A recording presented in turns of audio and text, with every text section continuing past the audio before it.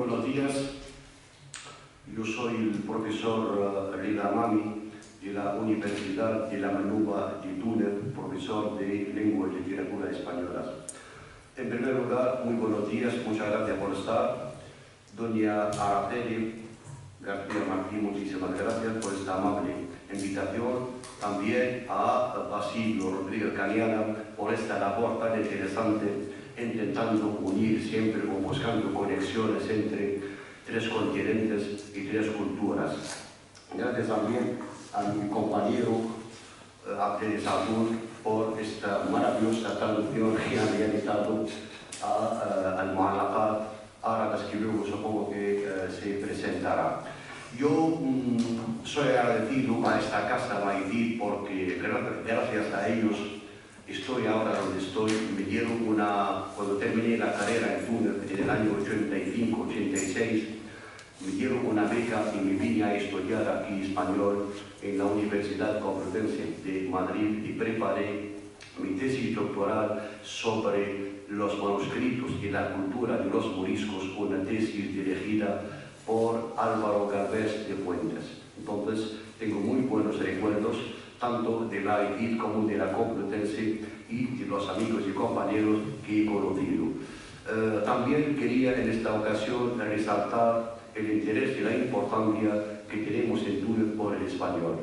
En Túnez, la lengua oficial nuestra, como lo saben ustedes, es el árabe y luego el inglés y francés. Aparte de estas tres lenguas, el alumno debe optar entre el alemán, el italiano y el español. Nos sentimos afortunados porque la mayoría opta por el español. Tenemos muchísimos alumnos, casi 300 colegios que dan español en todo el país. Tenemos 2 universidades y casi 6 institutos superiores donde se da la carrera de Filología Española. Yo creo que el alumno opta por el español más que por el alemán o el italiano. Yo creo que la cuestión del andaluz sigue existiendo o formando parte de la memoria del árabe en general. Y son estas curiosidades que queremos saber y indagar en la cultura española para llegar a descifrar este mundo tan complejo, tan interesante que es el andaluz. Yo creo que por este motivo los alumnos optan por el español más que por el alemán y el italiano. A partir del año 2010 hemos visto que se ha multiplicado el número de investigadores y de profesores de español. Hemos formado o creado la Asociación de Hispanistas Tunecinos, y yo soy el fundador y el presidente, y gracias a esta asociación y también a la labor y cooperación de nuestro amigo y compañero Basilio Rodríguez Cañada, hemos llegado a organizar 7 encuentros hispano-tunecinos de escritores y intelectuales, en los que participaron más de 70 en cada encuentro. Esos encuentros realmente han abierto las puertas a nuestros alumnos, a nuestros jóvenes investigadores y a nuestros profesores. Este contacto hispano-tunecino, y también hace 3 años nos hemos abierto, o por lo menos es lo que hemos pretendido, abrirnos al mundo hispanoamericano. Han estado nuestros compañeros de Colombia, de Venezuela, de México y de Cuba en Túnez más de una vez. Es decir, en el mundo árabe, la verdad que debemos abrirnos al continente hispanoamericano a través de España. Es verdad que en Túnez existe la tradición de la francofonía por motivos históricos y políticos, pero ya no es suficiente teniendo en cuenta los cambios que están ocurriendo en todo el mundo. Es una buena ocasión para abrirnos a este continente a través siempre de la cultura española y de nuestros compañeros y amigos españoles.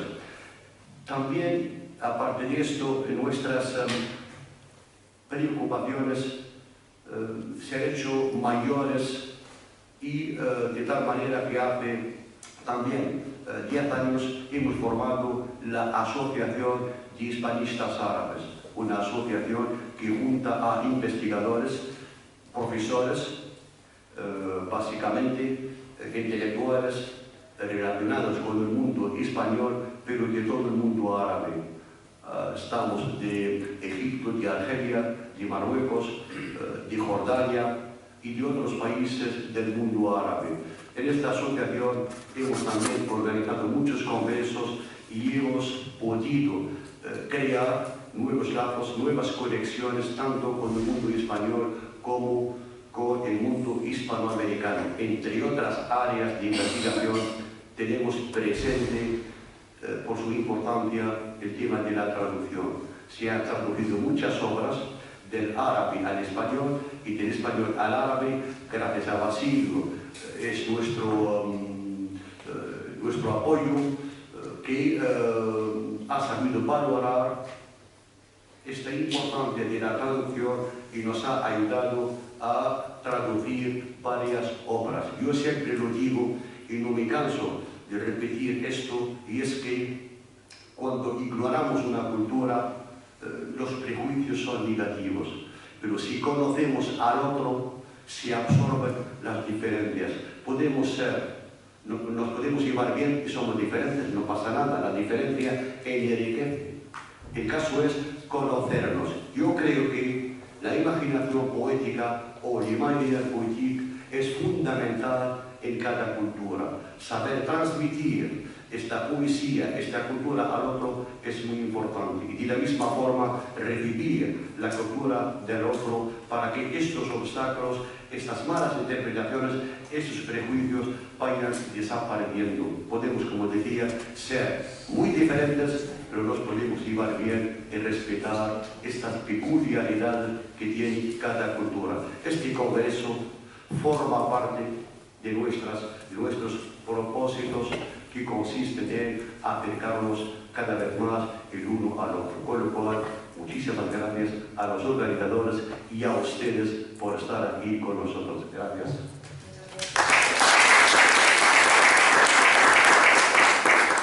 Bueno, el programa era algo aproximado, lo que estamos viendo, pero está saliendo muchísimo más espontáneo. Yo creo que, bueno, ha sido muy interesante oír hablar a Rida Mami y que nos cuente todos estos objetivos que tiene a la hora de organizar este congreso, que está aunando nada menos que culturas entre España, el mundo árabe e Hispanoamérica.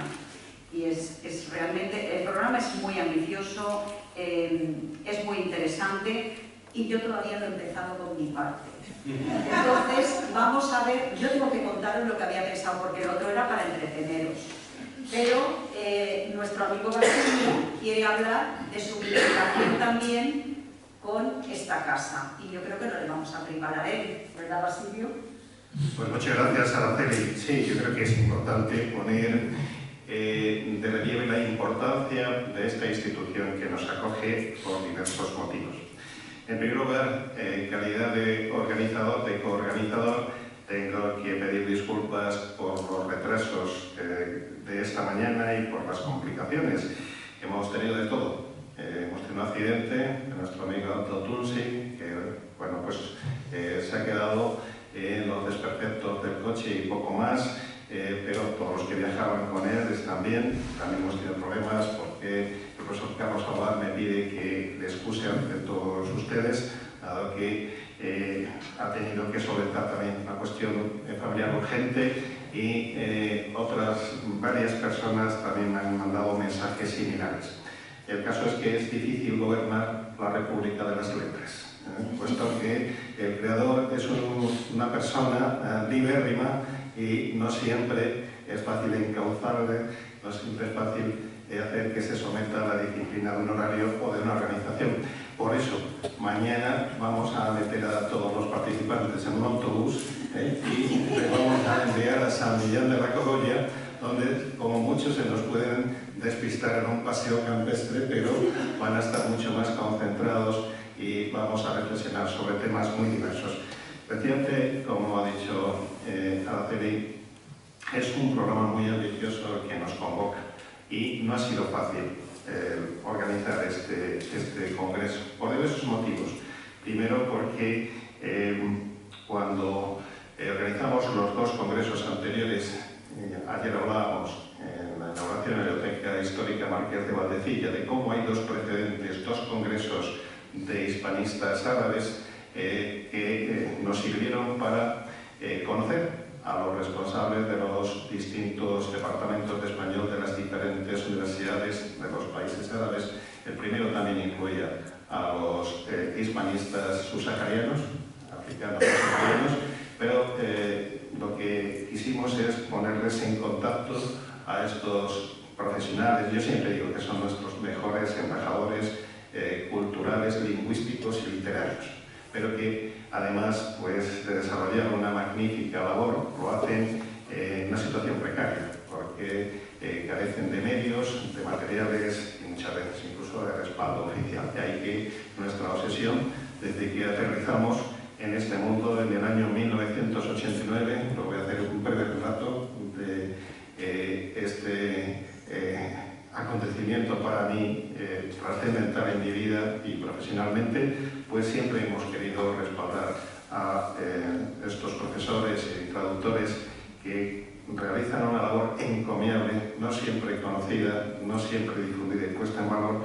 pero yo creo que es impagable y además, bueno, pues tenemos que agradecerles que hayan convertido una lengua común que compartimos y enriquecemos todos los países hermanos de Iberoamérica y también algún país africano, para que pueda convertirse, si no en lengua vehicular, sí en una lengua de comunicación y de creación, que es lo que han conseguido, puesto que no solo se aprende en los institutos y en las universidades, sino que muchos creadores de diversos países árabes están escribiendo directamente en español, y eso implica un proceso de iteración, de fusión, de hermanamiento que creo que hay que bueno, pues agradecer. ¿Cómo llegamos a este mundo, al mundo del africanismo, al mundo del hispanismo, al mundo del arabismo? Pues llegamos, como digo, en el año 1989, cuando nos incorporamos a la dirección del Colegio Mayor Universitario Nuestra Señora de África. En ese momento, el colegio dependía de la Agencia Española de Cooperación Internacional. No tenía todavía la otra sigla de desarrollo, y un patronato rector compuesto por directores generales de esta casa era el que regía una institución universitaria que desde el año 1964 era el foco de difusión del africanismo y del arabismo en Madrid y por extensión en España.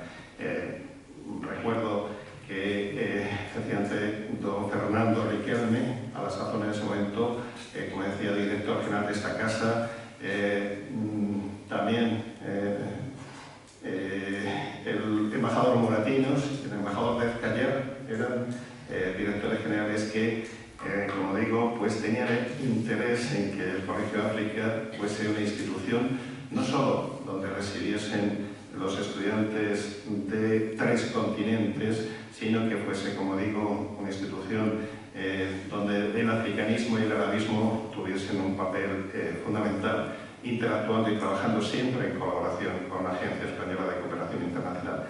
Ahí me licencié, me doctoré, hice varios másteres en africanismo y en hispanismo y entré en contacto con las instituciones más importantes de este país, del continente vecino, y tuve ocasión también de conocer a los escritores, traductores, a los intelectuales, en definitiva, más brillantes del mundo árabe, dado que en este congreso nos estamos centrando específicamente en esta zona, en estas culturas y en estas literaturas.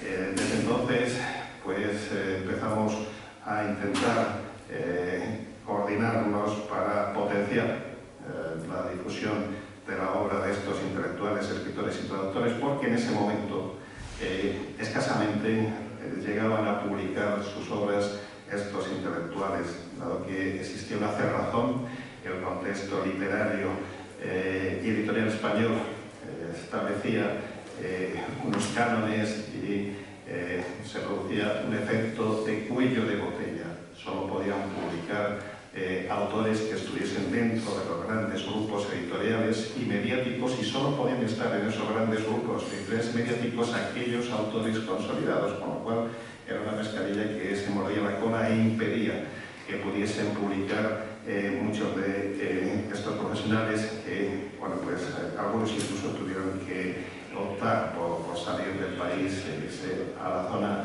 francófona, donde eran mucho mejor recibidos, donde tienen muchas más facilidades para publicar sus obras, especialmente hablo del mundo árabe. Sin embargo, nosotros desde el principio pues creíamos que era fundamental que tuviesen presencia y que estuviesen a la misma altura que los autores españoles iberoamericanos. Y ahí pusimos en marcha el proyecto editorial inicialmente denominado SIAL Ediciones. SIAL era un acrónimo que significaba Sociedad Internacional de Amigos de la Literatura. Estaba compuesto en ese momento por 4 universitarios que teníamos esa ilusión, la de intentar convertirnos en los editores, los promotores, en las personas que pudiesen facilitar a estos intelectuales, a estos escritores y traductores, que sus trabajos pudiesen estar presentes en nuestro contexto hispano, insisto, no solo en España, sino también en Iberoamérica. Y este año precisamente acabamos de clausurar nuestro 25º aniversario, 25 años editando libros, 25 años al borde del precipicio, con la inseguridad de si vamos a poder seguir desarrollando nuestra labor, pero 25 años enriqueciéndonos con las aportaciones, con el afecto, con la amistad y colaboración de numerosos intelectuales árabes. Estamos en la mesa con 2 representantes de esa intelectualidad. Abdul Hadi Salón puede representar a esos intelectuales que aquí han encontrado acomodo a pesar de las dificultades que aquí pues ha podido de alguna forma pues poner en marcha un proyecto vital, personal, familiar y también profesional de manera brillante. Actualmente, además de tener una hermosa familia, está dentro de una de las universidades más prestigiosas de este país, al menos la que tiene más alumnos y la más importante de Madrid, que es la Universidad Complutense de Madrid, y es un reputado traductor que ha coordinado numerosas obras, además de ser creador, autor, y que en especial ha facilitado que Erasmo Ayacat, de la que vamos a hablar luego a continuación, se convierta en un buque insignia de esa literatura, de la mejor literatura árabe dentro del contexto, como digo, español y iberoamericano, un libro que ha sido presentado en las ferias más importantes del mundo, pero luego hablaremos de este proyecto. Y a mi derecha tenemos a catedrático, profesor, traductor y hombre polifacético que es Rida Mani. Él representa a esos hispanistas que desde el mundo árabe siguen desarrollando una intensa labor. Recuerdo que cuando celebramos el primer congreso le preguntamos a él y a los demás que venían del país que cómo estaba el hispanismo tunecino. Él nos dijo que estaba bien, con vigor, pero que estaba dividido. Y entre todos le pedimos, le encomendamos que se encargase de unir a esos hispanistas, porque no tenía sentido que siguiesen desarrollando su labor de manera independiente. Él ha logrado no solo esa normalización, esa unión de todos los hispanistas tunecinos, sino que a través de las distintas actividades que él ha enumerado brevemente, ha ampliado sustancialmente el número de alumnos de español, consecuentemente de profesores, inspectores, traductores, intérpretes, es decir, de personas que a través de los estudios universitarios de filología y cultura hispánica han conseguido un puesto de trabajo y se han convertido también, repito, en nuestros embajadores culturales en ese país, y esto podríamos extrapolarlo a otros muchos países de la zona, países que han sentido el azote de la guerra, países que han tenido situaciones límite en muchos aspectos. En el caso de Túnez, desgraciadamente, con esos terribles atentados que hicieron que desapareciese el turismo occidental y concretamente el turismo español, imprescindible para que el país siguiese desarrollándose y modernizándose. Sin embargo, ellos han continuado con esa labor, no solo dentro de la Asociación de Hispanistas Tunecinos, sino dentro de la Asociación de Hispanistas Árabes. No es fácil unir a los hispanistas de un país. Fíjense lo complicado que es coordinar, unir a los hispanistas de diversos países, pero se han organizado, si no recuerdo mal, discúlpame, 5 congresos de hispanismo árabe, además de los numerosos encuentros de escritores intelectuales tunecinos españoles, tanto en Túnez como acá en España. Y efectivamente se han comenzado a publicar las traducciones de autores españoles traducidos al árabe y de autores árabes traducidos al español. Yo creo que esto tiene un gran mérito, porque si bien es cierto que cuando comenzamos nuestro trabajo en la década de los 90, España quería ser un país puntero en la cooperación internacional. Recuerden que entonces incluso se hablaba de un porcentaje del PIB o un porcentaje de los presupuestos nacionales dedicados al hispanismo. Fue un momento de gran florecimiento de esa actividad internacional de España y esta casa supo estar a la altura de las circunstancias. Tenemos en la sala a algunas de esas personas que en diversos países desarrollaron una labor encomiable. Había recursos, había medios, pero cuando desaparecieron esos recursos, esta institución ha permanecido.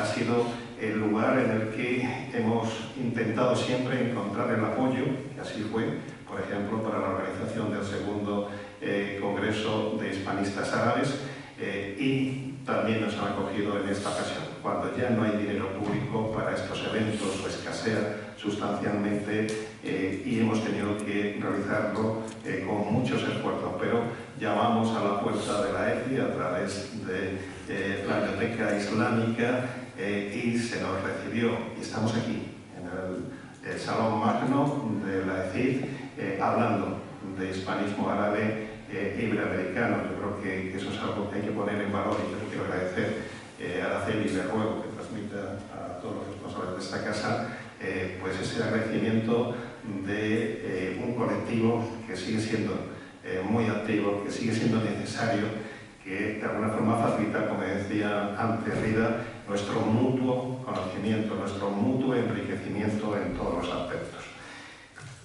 Hablamos brevemente del Congreso, a pesar de que hoy no están aquí todos los participantes, están volando desde Arabia Saudita, están volando desde Egipto, están también desplazándose desde otros lugares aquí. Varios participantes no han podido estar toda la semana con nosotros, pero sí que van a estar unos cuantos días para transmitirnos sus necesidades, para ofrecernos su colaboración, para de alguna forma que podamos seguir pergeñando proyectos de futuro.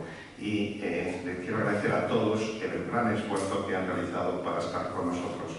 Repito, no hemos tenido los medios ni del primer ni del segundo congreso, pero sí hemos tenido la voluntad y la ilusión de que se llevase a cabo. Tenemos 12 países representados en el congreso, 6 países árabes y 6 países iberoamericanos, además de España. Creo que es un hito, que es un logro. ¿Por qué hemos querido fusionar el hispanismo árabe y el hispanismo iberoamericano? Pues aunque algunos no habrán escuchado contarlo, creo que es importante repetirlo en esta casa, porque esta es la casa de la cooperación internacional, es decir, de la cooperación fundamentalmente con Hispanoamérica o Iberoamérica, con África, y también tiene otro tipo de colaboración con Asia, Caribe y Pacífico. Te pido que me corrijas, Araceli, si me confundo, pero fundamentalmente el área de actuación, y especialmente ahora que, como digo, escasean los medios, está enfocada hacia Iberoamérica, los países hermanos de Iberoamérica con los que mantenemos un vínculo histórico, lingüístico, cultural y literario. Y hemos querido incorporar a creadores de esta zona geográfica porque cuando hemos organizado diferentes eventos allá han reivindicado su influencia árabe. Es algo que nos asombró sustancialmente. Aparecía en la obra de autores tan reputados como Gabriel García Márquez, que lo describía de una forma brillante dentro de sus distintas obras, pero es verdad que la influencia de lo árabe está muy viva en Hispanoamérica y bueno, pues de alguna forma les hemos ofrecido la posibilidad de que tengan contacto, de que accedan a los autores árabes contemporáneos, no los clásicos. Siempre hemos hablado de los clásicos, no, es importante que se conozca la labor de los autores contemporáneos. Y en ese sentido, pues hemos querido traer también a autores iberoamericanos que, bien por sus visitas, presencia o influencia de lo árabe, lo han plasmado en sus obras. Y tenemos pues una serie de representantes que, además de ser autores de relieve, de renombre, son personas que están también ejerciendo esa labor de intermediación, esa labor de intercambio, estableciendo puentes entre América y el mundo árabe. Por otro lado, los autores y traductores árabes pues también siempre nos planteaban la necesidad no solo de llegar a España, sino de llegar a Iberoamérica, un mercado que no solo es el que ha sustentado y sustenta la industria editorial y por tanto cultural española, sino que también pues es el lugar al que quieren acceder muchos de estos intelectuales, creadores, escritores árabes, porque saben de ese pasado compartido, de esa influencia, de esa recepción tan positiva. Y bueno, pues porque obviamente como mercado es mucho más amplio que el mercado español. Creo que el que se conozcan, el que establezcan estrategias, el que se puedan desarrollar proyectos de futuro entre estos colectivos de creadores, de traductores y de académicos hispanos, iberoamericanos y árabes es fundamental. Eso es lo que nos movió a poner en marcha este proyecto. Por lo demás, pues efectivamente, como dice Reida, nosotros desde el Grupo Editorial Sierra Pigmalión hemos apoyado, seguiremos apoyando todas las iniciativas que se nos planteen, no solo las Moyacá, de las que hablaremos a continuación, sino que, por ejemplo, acabamos de publicar una antología de poesía árabe contemporánea de todos los países árabes. Es una selección, como tal, una selección subjetiva, pero yo creo que es importante que estén ahí autores de los distintos países árabes en una edición bilingüe para demostrar que efectivamente hay un interés por ese mutuo conocimiento. También traemos autores del Golfo Pérsico que desde hace pues 2 o 3 años están manifestando el interés de ser traducidos. No existe con ellos un vínculo histórico, no existe tampoco una relación cultural o lingüística, aunque sí que hay una serie de vínculos políticos, pero el que quieran que tengan interés y manifiesten su interés por traducir sus obras, porque sean conocidas en el ámbito hispano, para nosotros es fundamental. Por tanto, vamos a trabajar para seguir desarrollando estos proyectos en el futuro y siempre recordaremos que cuando llegamos al Colegio Mayor de África, cuando empezamos a convivir con lo árabe y con lo africano, pues nos parecía casi algo exótico, pero cuando conocimos a las personas es cuando nos dimos cuenta de que era nuestra vocación de futuro. No nos arrepentimos. Unos cuantos años después del inicio de esta singladura, de algo que nos ha enriquecido personal y profesionalmente, no económicamente, pero sí personal y profesionalmente, y que nos ha posibilitado el poder conocer a personas tan entrañables que ahora llamamos amigos y que componen esa gran familia Sierra Pigmalión que siempre presentamos como nuestro principal activo. A todos ellos, a esos más de 2.600 creadores, les agradecemos la confianza que depositaron en nosotros y esperamos seguir desarrollando nuestro trabajo si las circunstancias nos lo permiten. Nada más y muchas gracias.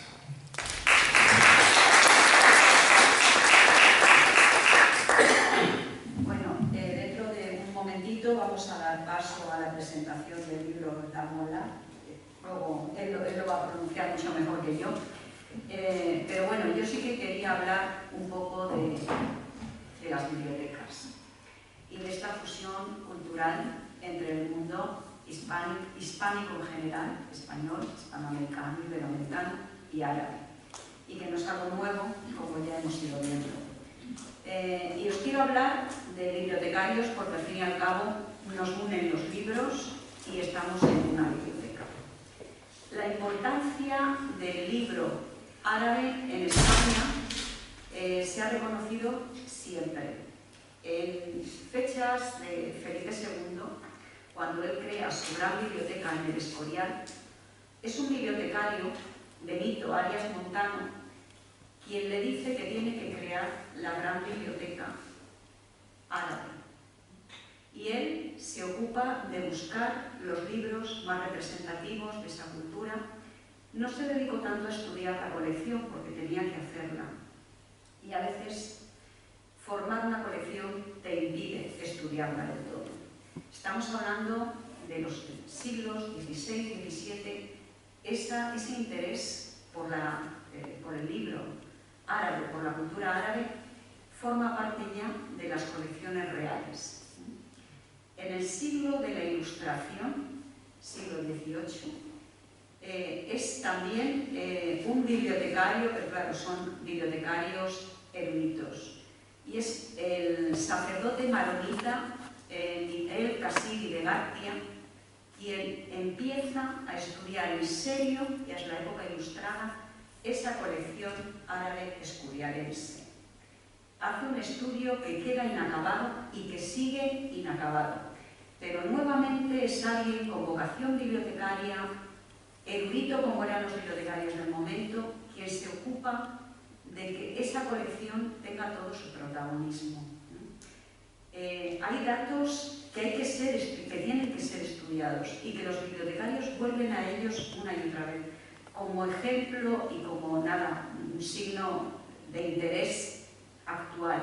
Una antigua compañera nuestra, una colega, Nuria Torres, escribió un artículo, de nuevo, sobre el documento 1404 de esta biblioteca árabe escurialense. Miguel Casili dejó aparte un documento, el 1404. Han corrido ríos de tinta de por qué se quedó aparte, por qué. Bueno, pues ha sido una bibliotecaria actual la que se ha enfrentado a ese documento y ha hecho una lectura de bibliotecario, que conoce las fuentes, que conoce lo que es el libro, y ha descubierto que faltan partes.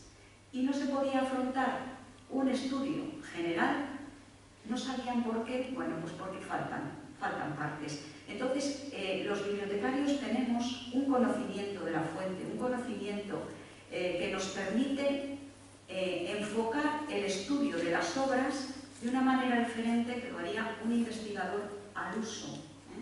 Entonces, bueno, pues este interés de esa biblioteca del siglo XVI sigue generando publicaciones actualmente también de bibliotecarios. Casili de García era del siglo XVIII. En el siglo XX nos encontramos con que se crea la Biblioteca Islámica. Y en el siglo XX, y algunos ya nacidos en el siglo XIX, tendremos grandes arabistas. Grandes arabistas que parten del ámbito hispánico y que, como no puede ser de otra manera, lo fusionan. Ha estado Basilio hablando de los 3 congresos y yo tengo que comentarle que del 24 al 27 de febrero de 1976 se organizó en esta casa, bueno, en los precedentes de esta casa, en el Instituto Hispano-Árabe de Cultura, el primer coloquio de hispanismo árabe, el primero. Y ya estaba el interés manifiesto y estamos hablando del año 76. Y lo primero que hacen es plantearse qué es el hispanismo árabe. Yo tengo aquí un artículo muy bonito en el que se cita, y además aprovecho, a Martínez Montávez, porque tenemos una exposición con motivo del homenaje que hemos hecho a su fallecimiento, Martínez Montávez hace ese análisis del hispanismo árabe, que recoge también el señor Gil Grimao, de que el hispanismo árabe une esa tradición cultural con una parte política muy importante, porque el hispanismo árabe se centra en lo social, se preocupa por lo social, no solo por lo cultural de un modo aséptico, y también por el tema de las traducciones, de las que nos ha hablado Basilio. Esas bases de todo nos ha hablado Basilio ya estaban en los comienzos. La importancia de las traducciones. En español tenemos traducida una enorme cantidad de obra de autores de todas las nacionalidades, porque nos gusta enterarnos, somos curiosos. Y eso también nos gusta tenerlo en árabe. Es importante que los árabes tengan acceso a estas traducciones que hemos recibido los españoles. Eso no pasa, por ejemplo, en Inglaterra. Aquí, como todo el mundo sabe inglés, adolecen de mucha falta de traducciones a veces, pero en español sí. Y todos los que se relacionan con la cultura española tienen que sentir esa necesidad de la traducción, porque es la vía de transmisión de las ideas, de los conocimientos. Bien, hemos entrado al siglo XX con nombres como Grimao, como Martínez Montávez, y llegamos también a la biblioteca que creó Félix María Pareja.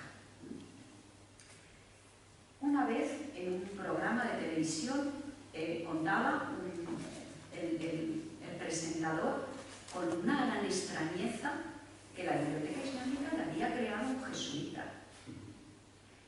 Y yo pensé, bueno, este señor no conoce bien cómo los jesuitas llegaron a ser una orden tan exitosa. La gente dice, no, es que tenían una estructura casi militar, no, es que sabían mucho, no, los jesuitas hacían gestión del conocimiento como nadie lo ha hecho en este mundo. Hacían gestión del conocimiento. Todo está guardado en sus archivos. Todo tiene que ser retomado y se crea escuela. Y este señor, Félix María Pareja, es alumno, lo primero, él se ha formado, ha vivido en distintos países árabes, domina todo lo que tiene que dominar para crear una biblioteca que acoja las fuentes fundamentales, tiene los amigos que le sitúan, no escribió mucho, no es un Martínez Montávez, pero sí que tenía las ideas claras y es en esencia es un bibliotecario. Cuando él regresa a su país, realmente creo que es la etapa más feliz de su vida. Él y su biblioteca, y por supuesto, y sus amigos, los arabistas. Pero él fusiona el arabismo y el hispanismo, y no olvida la cultura española y la cultura que se lleva a Hispanoamérica, que es una mezcla de la española y de la árabe, porque no es otra cosa. Y eso es en esencia la biblioteca de Félix María Pareja, la de un hispanista o un arabista que conoce el hispánico, que lo mezcla y que conoce como nadie las fuentes fundamentales del arabismo que hemos heredado desde el siglo XVI, ya como bibliotecarios. Y esto es lo que os ofrecemos aquí en la biblioteca. Voy a dar paso ya a lo siguiente del programa porque vamos un poco retrasados. El final es una visita a la biblioteca. Podéis desdoblarla en una visita a la hispánica o a la islámica, como queráis. Luisa va a enseñar los fondos de la islámica y yo os puedo enseñar un poquito y enseñar la exposición de la hispánica, pero que están unidas. Y no es casualidad que en esta biblioteca estén esas dos ramas que representan la cultura hispánica y la cultura árabe, como algo relacionado e inseparable. Bueno, pues nada, ya seguimos. Araceli, si me permites, como agradecimiento a vuestra magnífica acogida, muchos de los autores que nos acompañan quieren hacer una donación a la Biblioteca Hispánica y a la Biblioteca Islámica. Por tanto, te ruego que nos ayudes tú con ese proceso después. porque ya les hemos explicado la importancia que tú has puesto también de relieve de esta biblioteca, estas dos bibliotecas que en realidad pues, están interrelacionadas. Por eso queremos aportar una serie de fondos bibliográficos, porque sabemos que también hay recortes, que también hay problemas presupuestarios para adquirir fondos en muchas ocasiones. Y que tengamos aquí autores relevantes de, como decía antes, 12 países, es algo que tenemos que aprovechar para enriquecer estos fondos bibliográficos. También, obviamente, aprovecho para decirte que el grupo editorial queremos hacer una donación más amplia. Ya hemos hecho donaciones parciales, pero queremos hacer una donación más amplia, porque dentro del proyecto editorial SIAL Pigmalión, como dije inicialmente, SIAL Ediciones, una de las primeras colecciones que pusimos en marcha fue la colección Casa de África. Casa de África para acoger a esos autores subsaharianos o árabes que, como decía antes, no encontraban facilidad para publicar sus obras. Es una colección que ha permanecido, que actualmente, 25 años después de su creación, tiene más de 120 títulos publicados. Queremos que, si no completa, porque ya hay desgraciadamente algunos títulos que son inencontrables, que tengáis la mayor parte de esa colección en esta casa. Vamos a ocuparnos de que así sea y de nuevo pues agradezco la magnífica acogida y tu presencia aquí, porque yo creo que ha tenido ese componente didáctico, pedagógico, de que sepan dónde nos encontramos. No es únicamente el paraguas de una institución del Ministerio de Asuntos Exteriores, sino de una institución creada en proceso y que se ha mantenido para estrechar los lazos con los países árabes, con los países africanos, con los países iberoamericanos y también con los de Asia, Caribe y Pacífico. Por tanto, es una muestra simbólica, si quieres, pero sincera, de nuestro afecto y agradecimiento a esta casa y a vosotros, los especialistas, los profesionales, documentalistas y bibliotecarios que sois los custodios de este templo de conocimiento, que es una biblioteca hispánica que bueno, se ha mantenido a lo largo de los años a pesar de esos problemas que hemos resaltado, porque hay excelentes profesionales que os encargáis de mantenerla al día en todo sentido. Muchas gracias. Muchas gracias, Basilio. Luego materializaremos esa donación que tan bien acogida es por nosotros y por nuestros usuarios. Pero ahora ya vamos a ver si retomamos. Esto es como los aviones cuando pierden tiempo y luego tienen que retomar. Vale, pues nos vamos a leer tú mismo presentación del libro. Yo no quiero estropear unas... Bueno, vamos a presentar el libro Las Mu'allaqat para millennials. Bueno, en primer lugar, antes de entrar en esta presentación, quiero agradecer también a Araceli, a Luisa y a mi querido Basilio Inicial por todas estas oportunidades que nos dan para acercar el arabismo, el islamismo, en congresos tan importantes. Como ha dicho Basilio, que es un congreso imposible que puedes unir todos los hispanistas o arabistas de todos los países y aquí entonces ese es un intento, lo hacemos y Basilio lo hace hace bastante tiempo y ojalá que siga y hay que aplaudirlo. También hemos hablado de la importancia de la traducción y realmente en este punto yo quiero agradecer mucho editoriales, grandes editoriales españolas. Algunas veces son sellos pequeñitos, otros medianos, otros importantes, como SIAL, como el Oriente Mediterráneo, Verbo, etc., donde dedican colecciones para literatura árabe traducida al español, porque sin esta labor casi imposible podemos encontrar un puente de intercambio cultural. Yo siempre doy unos datos sobre la literatura española o hispanoamericana traducida al árabe y viceversa, ¿no?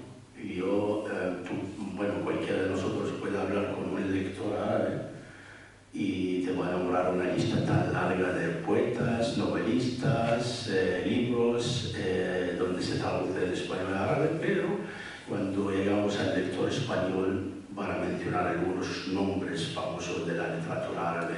En este caso tenemos una laguna enorme, ¿no? ¿Por qué? Porque no todo está traducido. Por eso cualquier labor, cualquier iniciativa de una editorial de traducir la literatura árabe al español es aplaudida, apoyada por todos. Por eso aplaudo mucho la iniciativa de Basilio Sial Pygmalion en todo esto. Un dato antes de irme al libro también hay que decir de que la última convocatoria de traducción de otras lenguas a la lengua española que sacó la Comunidad de Madrid dio 10 puntos a lenguas como el alemán, inglés y chino, y otras lenguas, entre ellas es el árabe, 1 punto. Eso también hay que decirlo, porque parece que hay algunos señores o señoras por ahí, ¿no? Me permiten decir, tan ignorantes y que no saben qué significa la lengua árabe para el español o qué significa el español para la lengua árabe, ¿no? La base principal de la lengua española es el romance, es el latín y es el árabe, ¿no? Cuando vienen señoras como estos y no dan importancia, es lamentable, pero hay que renunciarlo y hay que hablar de todo esto. Bien, llegamos a este joya, no joya porque yo soy el editor, lo que hice la edición, sino es una joya magnífica, una edición magnífica. Ahí veis todo ese labor, este trabajo de Sial, cómo ha sacado este libro magnífico, de colores de gran calidad. Gracias, en primer lugar, claro, a una fundación civil en el mundo árabe, que es EFRA, y luego la aceptación de la editorial Sial de publicar este libro, ¿no? ¿Qué importancia tiene ese libro? Cualquier traducción tiene importancia, cualquier traducción, que sea traducción moderna al español o traducción, pero este tiene algo en especial porque estamos ahí llevando las primeras casidas, los primeros poemas árabes preislámicos. Estamos hablando de la etapa antes de llegar al Islam. Lo que significa ese núcleo, el origen, la cuna de la lengua árabe clásica está en estos poemas, en estas casidas, donde los dejaron los árabes de la península arábiga. Y aquí tenemos 10 poemas largos, se llaman al-Mu'allaqat, por muchos motivos, y aquí lo explicamos en la introducción, que dicen las leyendas de que han sido colgados estos poemas en la Kaaba, en el lugar sagrado de la península arábiga. No sabemos de que Kaaba era un sitio sagrado antes del Islam, hay que decirlo también. Y luego le llaman al-Mutawwalat, que significa los poemas largos. Luego le llaman al-Mudahawa, que quiere decir los poemas que se han escrito en oro. Todo esto es para saber de que la importancia de estos poemas para el mundo árabe o para los árabes en general. Además de que no solo el sentido poético, sino dentro de estos poemas sacamos todo el diccionario de los términos árabes antiguos de que se han desaparecido, aquí nos lo conservan y nos dicen mucho por todo. Bien, el motivo de este libro, como veis aquí tiene un título tan raro, pero hemos insistido en esto, las Mu'allaqat. Primero, las Mu'allaqat es complicado para el lector español, pero ya hemos explicado que son casidas árabes preislámicas para millennials. Millennials es una palabra, término inglés, ¿no? Se metió en el español y la RAI lo acepta, ¿no? Lo que significa para la gente del nuevo milenio, ¿no? Lo que quiere decir es que es un libro para la gente moderna, la gente nueva, los jóvenes, ¿no? Podemos decir todos estos términos. ¿Y por qué? Porque estos son poemas, además que son complicados, ¿no? Es como si hablamos del romancero general o si hablamos del poema del Biocid. Cualquier edición nueva necesita un glosario, explicaciones, notas, introducciones para que podamos entender muchas ocurre aquí con esto. Por eso hemos intentado con esta edición es cómo llevar estos poemas de su lengua arcaica, de su lengua árabe antigua clásica, ¿no?, a un lenguaje moderno, para que el lector moderno español, que sea joven o no joven, puede entender perfectamente este poema como un poema moderno, perfectamente. Entonces, este es el objetivo principal de todo esto. Pero hay que decir también que yo soy el editor y el coordinador. Realmente es un equipo tan grande, y voy a nombrar aquí porque es de justicia nombrar el equipo de los traductores y de los asesores literarios. Aquí tenemos a revistas, traductores y traductoras: María Luisa Prieto González, Salvador Peña Martín, Ignacio Gutiérrez de Terán Gómez Benita, Juan Pedro Monferrer Sala y Noemí Fierro Bandera. Y además de que tenemos una asesoría, un comité de asesores magníficos, uno de ellos es Basilio Rodríguez Cañada, José Manuel Lucía Mejías, Yolanda Castaño, José Sarria, Cecilia Marideni, Marina Patrón, Alejandro Trujillo. Todos estos hemos trabajado para elaborar un libro moderno,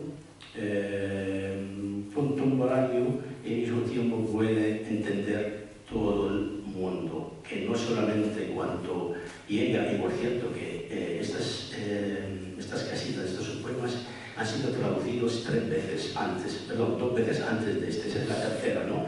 Pero sí tenemos la oportunidad, y aquí tenemos la biblioteca islámica, y por cierto, a mí me encantaría decir siempre la biblioteca árabe islámica, nunca digo islámica solo, porque ese es un concepto, luego ya en la universidad estamos discutiendo todo el tiempo, ¿vale?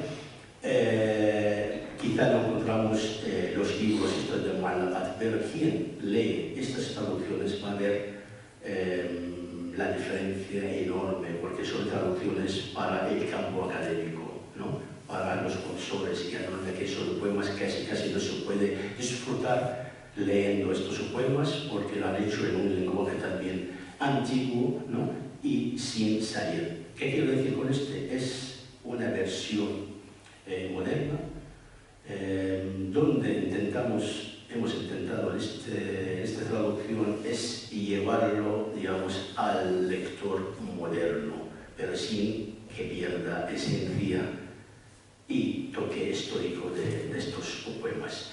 Alguien pregunta, ¿estos son los únicos poemas antes del Islam? No.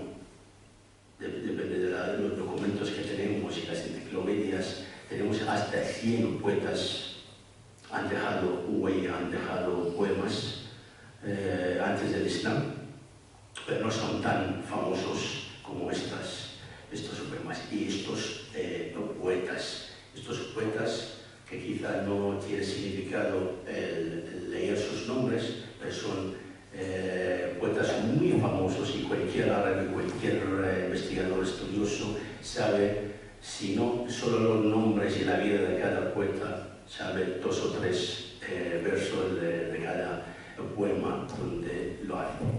Quiero terminar leyendo un trozo, lo que hemos puesto en la contraportada, y luego, si me permiten, voy a leer 2 ejemplos de la poesía. Y dice aquí: ¿qué puede tener en común un joven o una joven del siglo XXI con aquellos que cruzaban la península arábiga, no persica, península arábiga, a lomos de sus camellas hace más de 1500 años? La respuesta es la poesía, pues no hay distancia insalvable para la emoción poética, ni barrera temporal que no se desvanezca ante la belleza expresiva de un verso.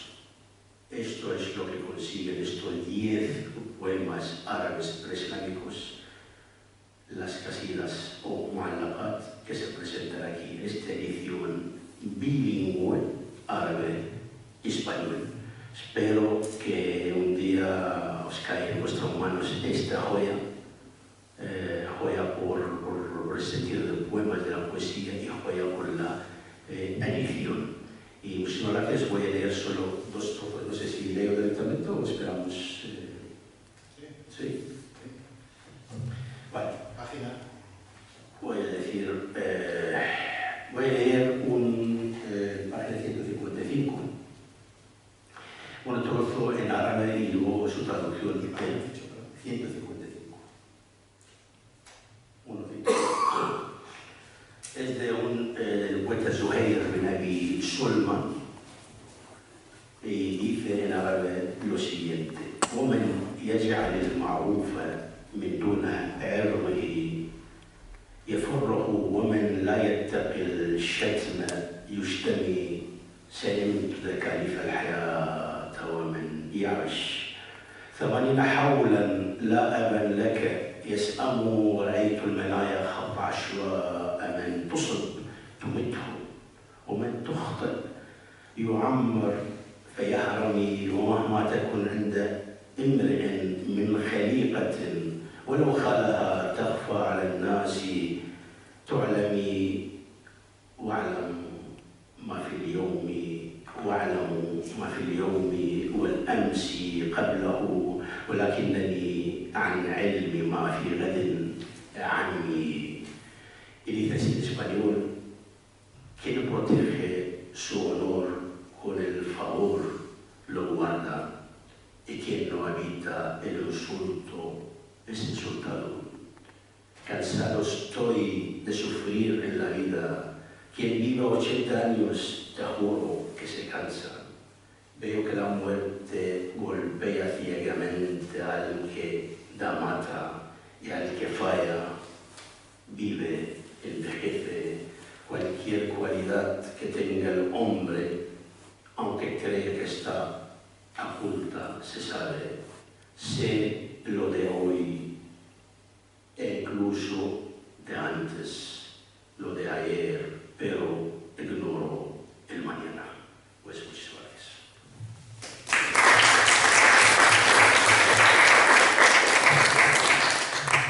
A mí me gustaría, con el permiso de Araceli, agradecer a Abdul Hadi Sadoun, coordinador de esta obra, que pues considerase en un principio la opción de que nuestro grupo editorial fuese uno de esos propuestos.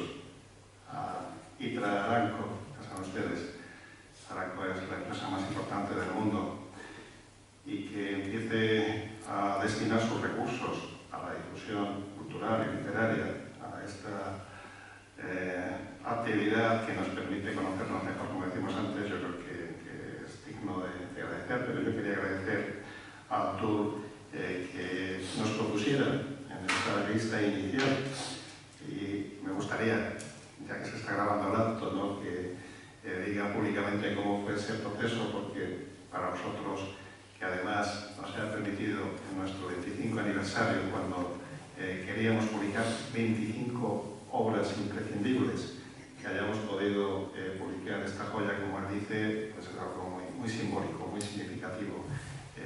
Si puedes, por favor, de manera resumida, cuéntanos cómo fue el proceso desde que se te encargó la coordinación de esta obra. Sí. Realmente, sí, este es un proceso muy largo, porque esta fundación, IZRA, es una fundación civil que empezó para cómo promocionar la cultura y la literatura árabe, ¿no? Empezando con la literatura clásica, poesía clásica. Entonces, ahí han llegado a un acuerdo de que mejor, empezando con estos poemas, estas casidas, que pertenecen a todo el mundo árabe.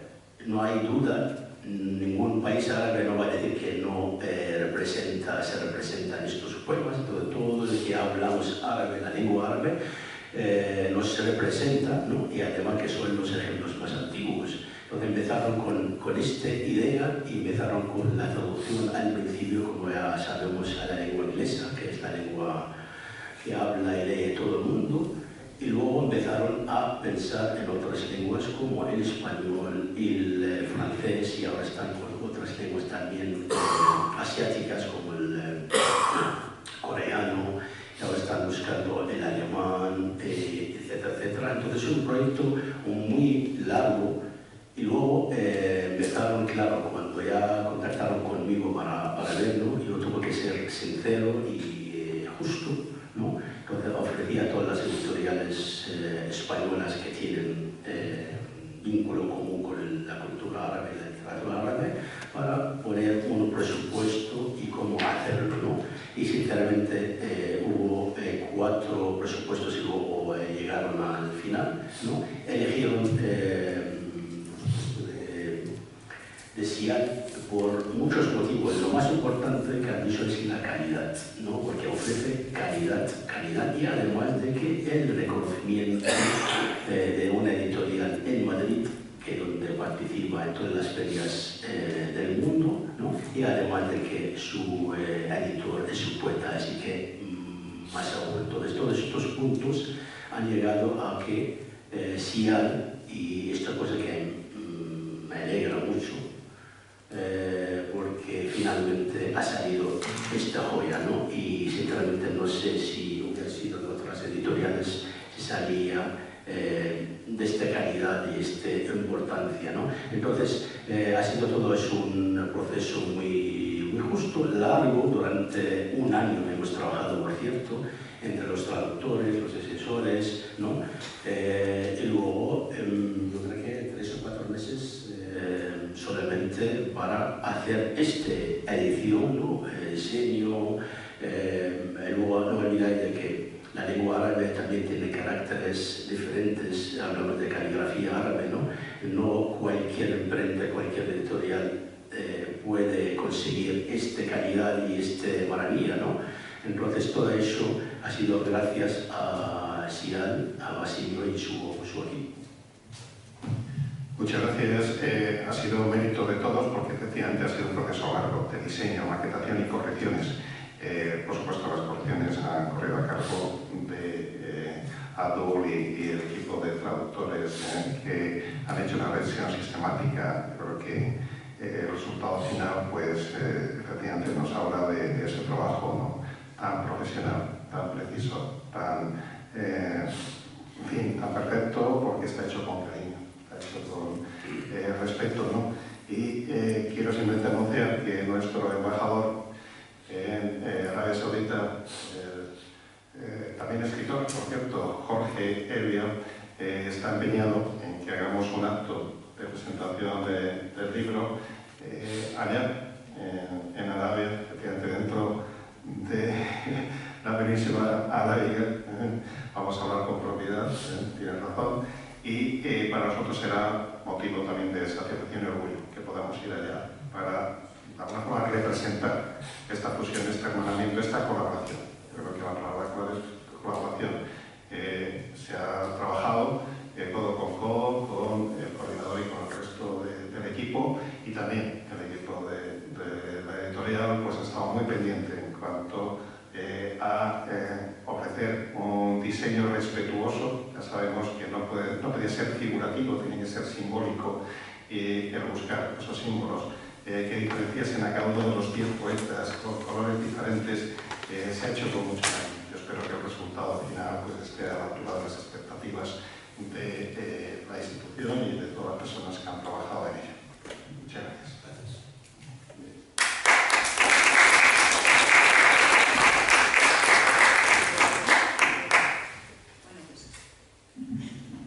Muchísimas gracias a todos los ponentes, muchísimas gracias a todos ustedes por acompañarnos. Siento mucho las incidencias que han impedido venir a otros compañeros, pero bueno, espero que os haya interesado. Y ahora hemos recuperado maravillosamente. Podemos ir a hacer una visita a la biblioteca y me dice Luisa que podemos beber algo.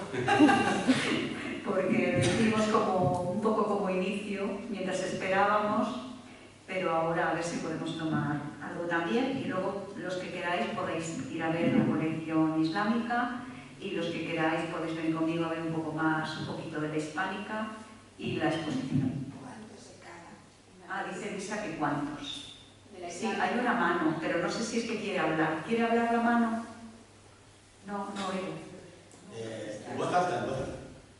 Yo creo que quiere un micrófono, pero vas a tener que subir. Yeah, sorry, I wanted to intervene, but can I do it in Arabic and rely on Mr. Reza Mami to translate? لست متأسفا؟ عفوا يعني أريد أن أتذكر لأنه لا للاسف لا كلمه. احكي بالعربي. افهم قليلا لكن ليس من حضرتك. يعني اعول عليك الحقيقه احب ان اتدخل لاهنئ باسيليو رودريغيز ودار النشر على هذا الاصدار الهام جدا. Quiero hablar para felicitar a Basilio por esta edición tan importante. المعلقات هي شاهد هام جدا على فترة تاريخية من التاريخ العربي التي لم تحظى ولا تحظى بالانتماء. Las muallaqat es un periodo muy importante de la literatura árabe que nunca ha tenido muy poco importancia de estudiar y de investigar. إشكال المعلقات هي أنها جاءت في فترة التي وصفها الإسلام فيما بعد بالفترة الجاهلية. El gran problema de las muallaqat que vimos en una etapa antes del Islam, los musulmanes o el islamismo le llamaban como el jahiliya, que es la ignorancia. نعرف أن مفهوم المعلقات هي هذه القصائد التي علقت على جدار الكعبة، وهي أهم شيء مقدس على الأرض بالنسبة للمسلمين. Se entiende de muallaqat que aquellas casitas o poemas que han sido colgados en los muros de la Kaaba. يقال لكن هذا ليس ثابت تاريخيا أنه لما علقت كانت تكتب بماء الذهب. Y se dice, aunque no hay documento que aprueba eso, que se colgaban, antes lo escribían en oro. طبعا هذه المعلقات فيها تاريخ هام جدا، فيها وصف أنثروبولوجي للحياة الاجتماعية وحتى السياسية ما قبل الإسلام. Estos son poemas no solamente en sentido político, sino antropológico, que tiene mucha información social y política de la etapa del tiempo. والمستوى الفكري لمن وصفوا بأنهم بدوا يعيشون في الصحراء. El nivel también intelectual de aquella gente que lo llamaban beduinos de la zona. لكن إذا كانت تعلق في مكان الذي كان سوق حول مكة ويأتي إليها الناس، فمن كان يقرأها؟ كان يقرأها. Si dicen todo eso y estas casitas han sido colgadas en los muros de la Kaaba y a su alrededor había un mercado de poesía, entonces ¿quién leía estos poemas? بمعنى أنه في هذه السوق وأن عامة الناس كانوا يقرؤون. أين كانوا يقرؤون؟ Entonces en este caso había mucha gente que sabía leer y lo leía. هذا ما لا نعرفه في التاريخ. Este no es lo que no sabemos de la historia. ثم أن مجتمع يثمن شعراءه ويثمن الثقافة فيعلق إنتاجهم على جدار مكة، فهذا تثمين عظيم واهتمام كبير بالثقافة. Además tuvimos una sociedad que apreciaba mucho a sus poetas, donde llevaba sus casillas para colgarlo en los muros de la Kaaba. نعرف في فترة على الأقل فترة قرنين من الزمن مكة كانت تدار بطريقة ديمقراطية. Sabemos de que por lo menos quizá durante 2 siglos que Meca, la ciudad de Meca, se organizaba de manera democrática. ديمقراطية لأن الحكم كان بيد مجموعة أرستقراطية من العائلات الكبيرة يأخذون القرارات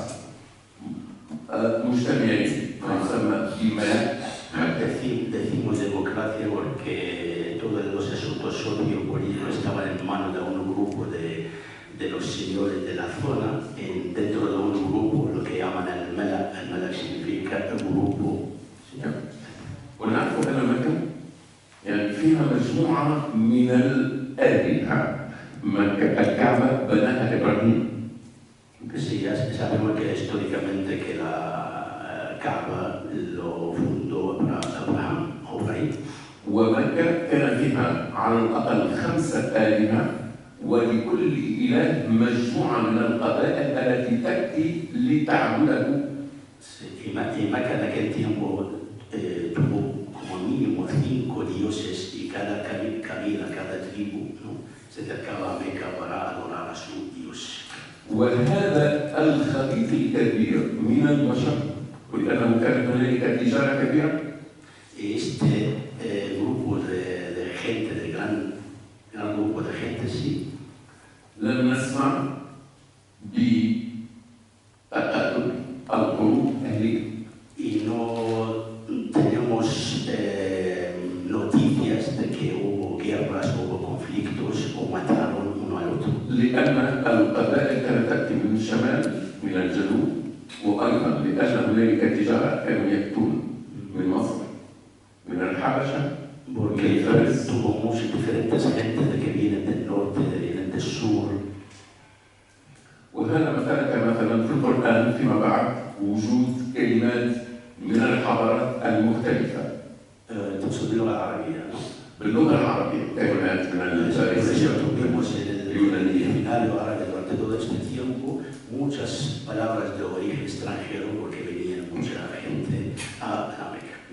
حتى لا أطيل أكثر، فعلا هذه أهمية المعلقات، الأهمية التاريخية. Esta es la importancia de la mu'allaqat y la importancia histórica. شكرا وشكرا. Gracias.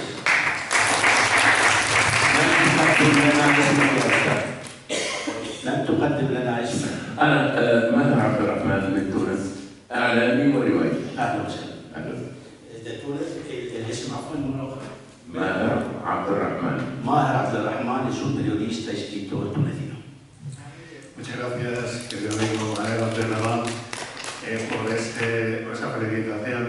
Yo espero que puedas decirme lo mismo cuando aparezca tu novela, Cactus y el colibrí, traducida al español, que está a punto de terminar la traducción. Javier Raisuni, un prestigioso traductor marroquí. Yo soy el primero, أنا الأول الذي قرأتها وقلت لوسيلة أنه يجب أن تنشر هذه اللغة الإسبانية. Espero que presentar, ¿perdón? Le dije que yo soy el primero en leerlo en árabe porque... Efectivamente. Pero, bueno, pues vamos a preparar el lanzamiento de ese libro para comenzar el próximo curso académico. Le agradecemos la confianza que ha depositado en nosotros porque sabemos que es una obra importante para él y también para nuestro catálogo, que de esta forma vamos a ir enriqueciendo. Por tanto, ojalá que cuando aparezca también nos pueda felicitar por esa edición. Y algo curioso y simbólico, efectivamente cuenta que estas casillas estaban escritas en oro en torno a... ¿cómo se llama? La capa. Nosotros, de manera simbólica, hemos querido estampar en oro en la cubierta del libro también el título. Es un guiño para aquellos que efectivamente conocen, si no la historia, al menos la recreación histórica o literaria de estas casillas. Ahí que propusimos a los coordinadores y a Itra Aranco que fuese estampado en oro en la cubierta del libro el título del mismo para, de alguna forma, también intentar recuperar esa historia también dentro de todo el proceso de edición. Están cuidados hasta el más mínimo detalle todos estos aspectos y también quisimos, como digo, hacernos eco de esa leyenda o de esa historia, no sabemos. Muchas gracias.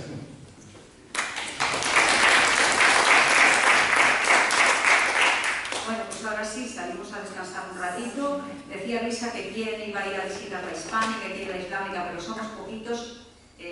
Os dirigís como queráis cuando vayamos a visitar. Todo creo que no se puede. Las dos. A ver qué dice Lisa. Por el tiempo quitado, claro, es un poquito... Bueno, ahora lo tratamos fuera porque está aquí Luisa. Ha sido un verdadero placer Muchas gracias, feliz estancia en Madrid, feliz estancia en San Millán de la Cogolla y felices lecturas. Gracias.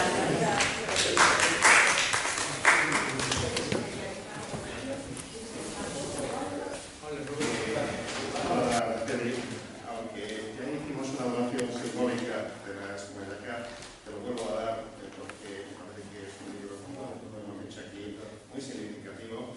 Espero que podáis custodiar un par de ejemplares dentro de la biblioteca.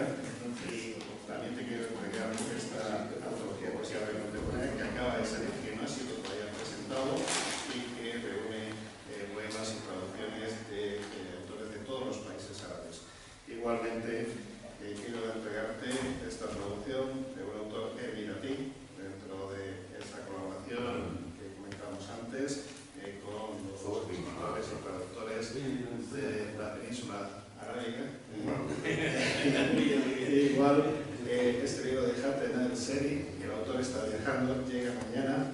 Es un autor saudita que además pues, es el director de una agencia literaria que nos ha propuesto también la traducción de otra serie de autores de ese país. Y de manera simbólica quiero entregarte mi primer libro traducido al árabe, La Fuente de Jade, que es edición en árabe, que supongo que vuestros fondos también permiten sus libros en esta lengua, y que bueno, pues, me motivó para seguir escribiendo sobre temas árabes y para seguir traduciendo mis obras. Es un ejemplar raro que ya prácticamente no queda, que fue publicado por el gobierno marroquí. Gracias. Ahora, María Pilar Cabero. Una novela, Marcanda,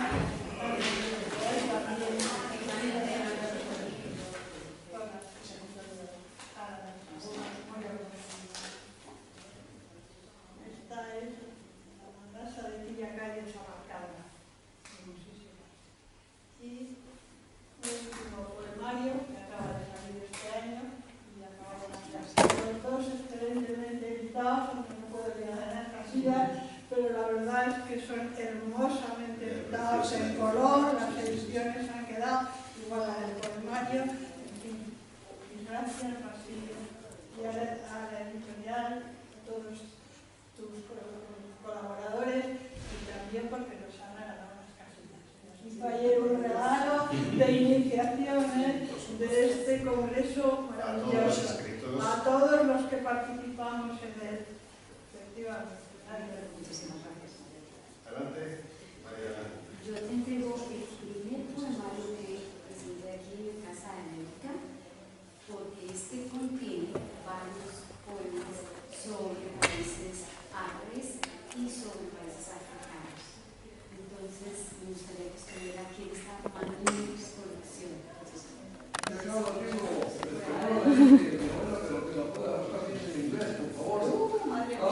que nos compartas la última novela que nos ha publicado aquí, Cierto y Malión.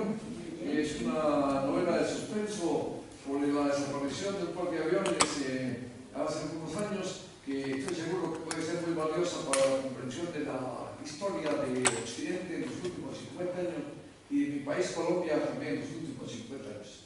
Muchas gracias. Muchísimas gracias, Roberto. Muchísimas gracias.